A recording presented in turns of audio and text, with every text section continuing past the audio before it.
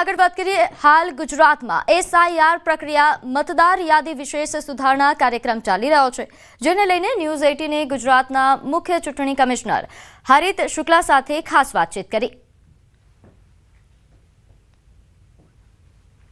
નોંધનીય છે કે 6 કિલોમીટર સુધી પદયાત્રા પણ યોજાઈ હતી અને આ ઉપરાંત જે તમામ એસઆઈઆરની જે પ્રક્રિયા છે તેના માટે જાગૃત કરવા માટે લોકો અને આ પ્રક્રિયામાં મતદાર યાદી સુધારણા વિશેષ સુધારણા કાર્યક્રમ જે ચાલી રહ્યો છે ત્યાં પહોંચવા માટે પણ લોકોને જાગૃત કરવામાં આવી રહ્યા છે।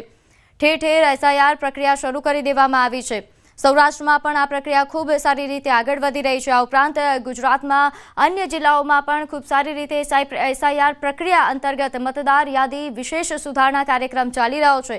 મતદાર નોંધણી કરવા માટે લોકોને જાગૃત કરવામાં આવી રહ્યા છે। 8 જાન્યુઆરી સુધી મતદાર નોંધણી કરી શકાશે। 4 નવેમ્બરથી 4 ડિસેમ્બર સુધી ફોર્મ વિતરણ પ્રક્રિયા ચાલુ રહેશે। આ ઉપરાંત 9 ડિસેમ્બરે ડ્રાફ્ટ યાદી બહાર પડાશે તેવા પ્રકારની માહિતી। મતદાર યાદીમાં લાયક લોકોનો સમાવેશ અને બિનલાયક લોકોના નામ રદ કરવાની તમામ પ્રક્રિયા એટલે સર ગુજરાતમાં જોરશોરથી આ પ્રક્રિયા શરૂ થઈ ચૂકી છે। ત્યારે આ તમામ મુદ્દે વાત કરવા અમારી સાથે ઉપસ્થિત છે રાજ્યના મુખ્ય ચૂંટણી કમિશનર હરિત શુક્લા। હરિત સર, ખૂબ સ્વાગત આપનું। સર, જોરશોરોથી પ્રક્રિયા શરૂ થઈ ગઈ છે। અંદાજિત 5 કરોડ ને 8 લાખ લોકો પાસે બીએલઓ દ્વારા ફોર્મ પહોંચી ચૂક્યા છે, પણ ઘણી જગ્યાએ કન્ફ્યુઝનની સ્થિતિ છે। કોઈને એમ થાય છે કે જાતે ફોર્મ ભરીને બીએલઓ સુધી પહોંચાડવાના છે કે બીએલઓ મદદ કરશે, આખરે કરવાનું છે શું? એમાં અત્યારે 4 નવેમ્બરથી એસઆઈઆરની પ્રક્રિયા ગુજરાતમાં ચાલુ થઈ છે અને એમના બીએલઓ એપ દ્વારા આ બધી કામગીરી એ લોકો કરી રહ્યા છે। ફોર્મ ભરવાની પ્રક્રિયા સરળ છે અને બીએલઓઝ એમાં ચોક્કસ મદદ કરશે। આખા પરિવાર વિદેશમાં હોય તો વિદેશમાં હોય એવા લોકો માટે શું ઓનલાઈન પ્રક્રિયા કરવામાં આવે, અને ઓનલાઈન કરવામાં આવે તો એ પ્રક્રિયા કઈ હશે અને એના માટે કોણ ગાઈડ કરશે?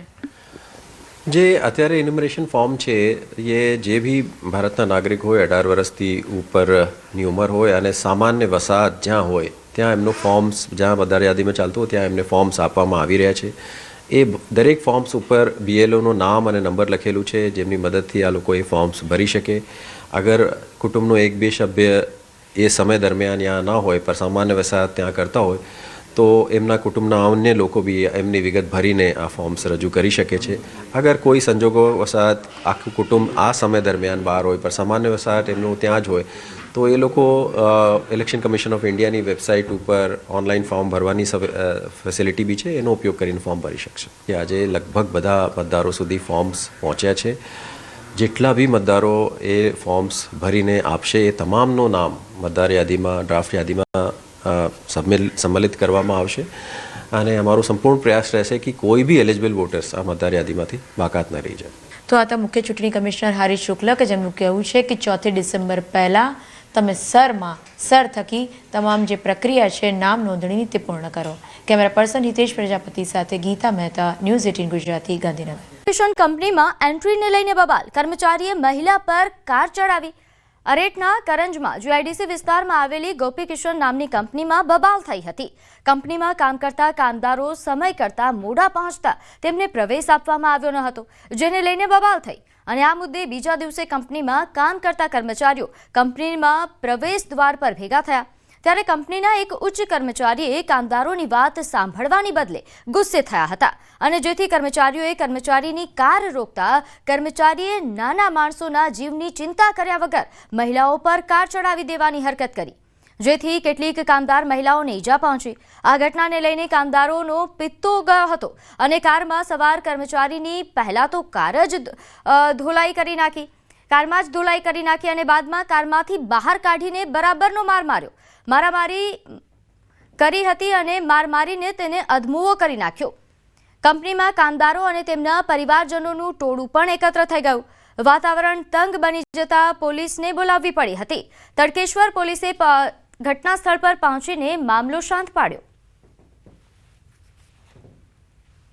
આ જીએમ આવ્યા પછી અમારી કંપનીમાં બહુ બબાલ થાય છે ને એ બધાને ધમકી આપે છે લેડીઝોને। બેસેલા તો ફોટા પાડી જાય છે, ઓફિસમાં ફોટા મોકલી આલે છે। એ લોકો આવ્યા, અમે આગળ એ લોકો ઊભા રાખે વાત કરો, અમે ટાઈમ ઓછા કરો એમ કરીને તો ઊભા રાખેલા આગળ, એટલે એમને કાર આગળ જ જવા દીધી અમે કીધું કે અહીંયા છે સુંદરા છે ઉભા રહે તો જવાઈ દીધી ખસો આગળથી એમ કોઈને જીએમએ ગાડી ત્યાંથી આવી અને એમણે જીએમએ જોયું છે કે ગાડીના આ લોકો ઊભા છે સામે, તે છતાં પણ જીએમએ એક આ લોકો વર્કર છે, આદિવાસી છે, આ લોકો શું કરી લે એની ખુમારીમાં જ એમણે પહેલું ટાયર ચડાવી દીધું અને ચડાવીને પણ ગાડી ઊભી નથી રાખી અને આગળ જઈને લઈ લીધી ગાડી. રાજકોટના ગોંડલ તાલુકાના સુલતાનપુર ગામે ખેડૂતોના સહાય ફોર્મ ભરવા મુદ્દે જિગીશા પટેલ અને વીસી વચ્ચે બોલાચાલીનો વિડીયો વાયરલ થઈ રહ્યો છે. ખેડૂતોના સરકારી સહાય ફોર્મ ભરવા મુદ્દે વિવાદ થયો હતો. જિગીશા પટેલ અને વીસી વચ્ચેની બોલાચાલીનો વિડીયો વાયરલ થયો. વીસી દ્વારા ખેડૂતો પાસેથી ફોર્મ દીઠ ₹100 લેવામાં આવતા હોવાની કબૂલાત કરવામાં આવી. વીસીએ જણાવ્યું કે સુલતાનપુરમાં 2700 જેટલા ખાતા છે અને 15 દિવસની સમય મર્યાદામાં આટલા ફોર્મ ભરવા અશક્ય હોવાથી ગ્રામ પંચાયત ખાતે દિવસે નેટવર્કની સમસ્યા અને સર્વર ધીમું હોવાના કારણે રાત દિવસ કામ કરાવવા માટે વધારાના 2 ઓપરેટર બેસાડવામાં આવ્યા છે. ખેડૂતોને દિવસ દરમિયાન લાંબી લાઇનમાં ઊભા ન રહેવું પડે તે માટે વધારાના ઓપરેટરો બેસાડ્યા છે, જેઓને મહેનતાણું આપવા માટે આ ₹100 લેવામાં આવતા હતા. કાલે જિગીશા બેન અહીંયા આવ્યા હતા ને એને કીધું કે આ ફ્રીમાં ફોર્મ ભરવાના છે. અમે ફ્રીમાં ફોર્મ જ ભરતા હતા રેડી. સરકારનું અલ્ટિમેટ એવું છે કૃષિ સહાયનું 25-26નું કે 15 દિવસમાં ફોર્મ ભરી દેવાના. અમારા ગામમાં 2700 ખાતા છે. 15 દિવસમાં કોઈ દિવસ ફોર્મ ભરાય નહીં. સાઈડ હાલતી નથી, 7-8 નીકળતા નથી, ખેડૂતો લાઈનમાં ઊભા રહે છે. અમે ખેડૂતોના કહેવાથી અમે આ ઓપરેટરો વધારાના 2 બેસાડેલા છે ને એક જણો હજી રાતે આવે છે.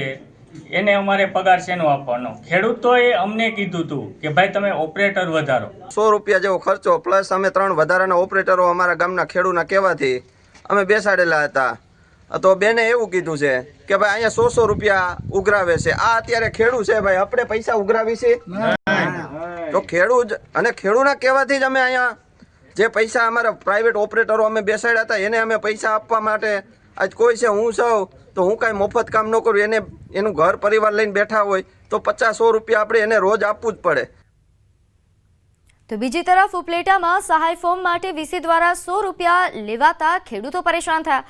કમોસમી વરસાદના કારણે રાજકોટ જિલ્લાના ઉપલેટા તાલુકાના મજેઠી ગામના ખેડૂતોને વ્યાપક પ્રમાણમાં પાક નુકસાન થયું છે, જેને લઈને સરકાર દ્વારા સહાય જાહેર કરાઈ છે. પરંતુ આ સહાયના ફોર્મ ભરવા માટે ગ્રામ પંચાયતમાં વીસી દ્વારા ખેડૂતો પાસેથી ₹100 લેવામાં આવતા હોવાથી ખેડૂતો પરેશાન થઈ રહ્યા છે. વીસીએ જણાવ્યું કે સરકાર તરફથી તેમને કોઈ રકમ મળતી નથી.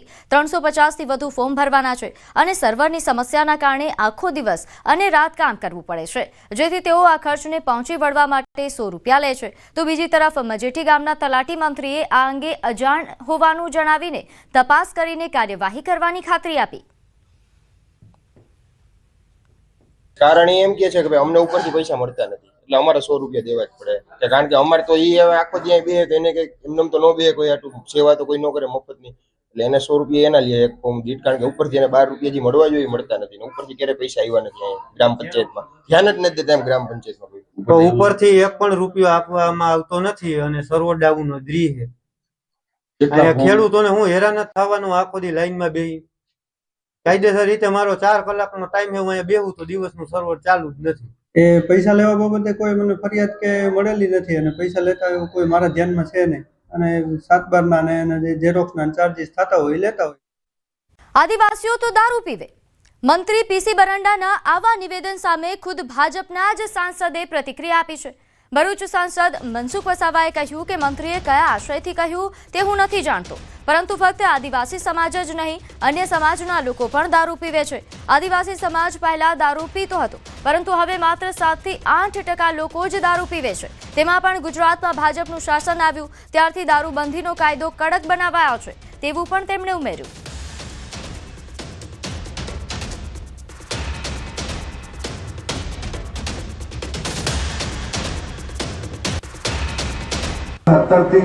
હું 15મો આવ્યો, 15મો ડીએસપી તરીકે આવ્યો તો અહીંયા અમે ત્યાં વખતે મારી દોસ્તી પાકી થઈ ગઈ છે. સંકલનમાં બેસીએ ને એટલે દાદા ધીમે ધીમે ધીમે ધીમે આમ નથી થયું તેમ નથી થયું, ત્યાં દારૂ ચાલે છે ત્યાં બધું એમ ચાલે છે, એ તો ચલાવવું પડે મારી કીધું મેં તો મારે તો આદિવાસી દારૂ પીએ યાર કે થોડું થોડું ચલાવવાનું યાર એમ પછી કહું પાછો સમજી રાખો થોડી વાર કરવું આપણે એટલે આ બધું હેડ્યા કરે બધું આપણે બરંડા સાહેબે કયા એંગલથી આ વાત કહી છે એ તો બરંડા સાહેબ જ જાણે, પરંતુ એટલું સ્પષ્ટ કહું છું કે આખા ગુજરાત કે આખા દેશની અંદર બધા જ લોકો દારૂ પીએ છે, એકલા ફક્ત ને ફક્ત આદિવાસી નથી પીતા. પણ એટલું હું સ્પષ્ટ કહું કે ગુજરાતમાં જ્યારથી ભારતીય જનતા પાર્ટીનું શાસન આવ્યું છે ત્યારે દારૂબંધીનો કાયદો કડક રીતના અમલ થઈ રહ્યો છે.